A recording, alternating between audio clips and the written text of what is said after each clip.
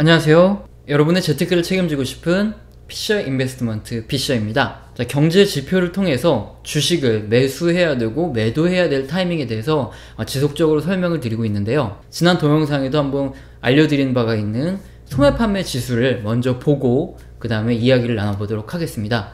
지금 그림에 보여드리는 소매 판매 지수의 회색 선은요, 미국의 소매 판매 지수 전년 동기 대비 증감률이고요. 그리고 검은색 선이 미국의 다우 지수입니다.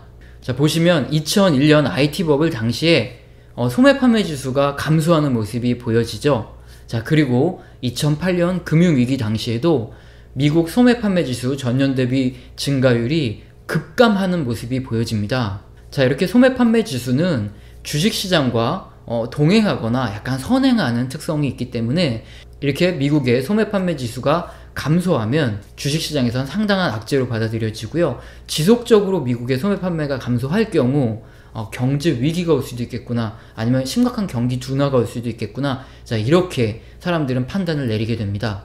미국의 소매 판매 지수 최근 자료인데요. 미국 소매 판매 지수 전월비 증감률을 보시면 마이너스 1.2%로 큰 폭으로 하락한 것을 볼 수 있습니다. 전월대비 증감률이 많이 감소하고 있기 때문에 경제 위기가 오는 거 아니냐, 이런 우려가 있습니다. 이것이 바로 경제 위기로 직결될 것인지 주식시장을 매도해야 될 타이밍인지에 대해서 한번 알아보도록 하겠습니다.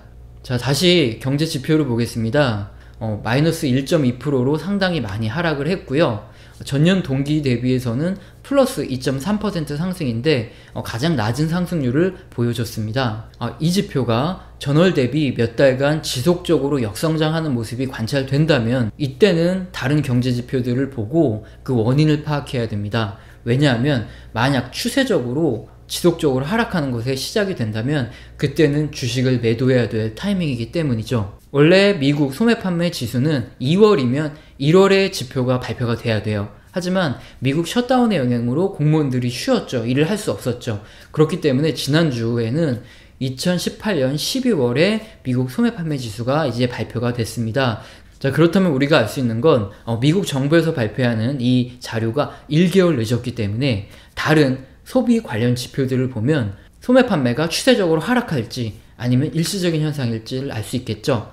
지금 보여드리는 그림이 미시간대 소비심리지수입니다.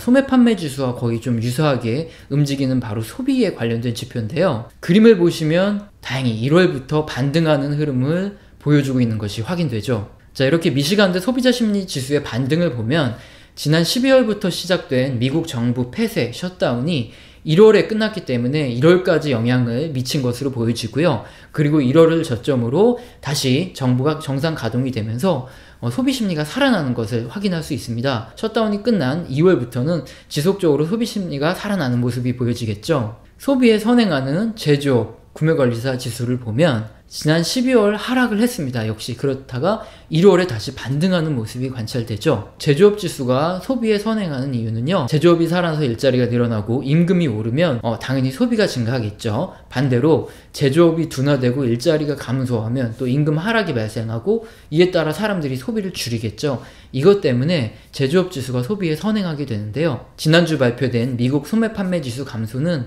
일시적일 가능성이 더 높다, 이렇게 볼 수 있는 지표입니다. 금융투자를 하실 때 가장 중요한 게 뭐냐면요, 꾸준함과 성실함입니다. 금융시장은 지속적으로 변화합니다.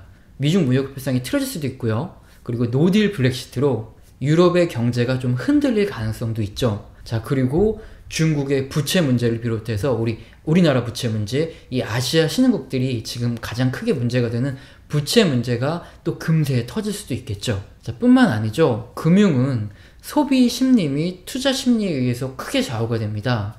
오죽하면 투자 심리 지표인 빅스 지표가 증시의 저점을 잡아내는 탁월한 지표가 되었는지 생각해보면 심리가 얼마나 주식시장 그리고 경제에 중요한지 알겠죠.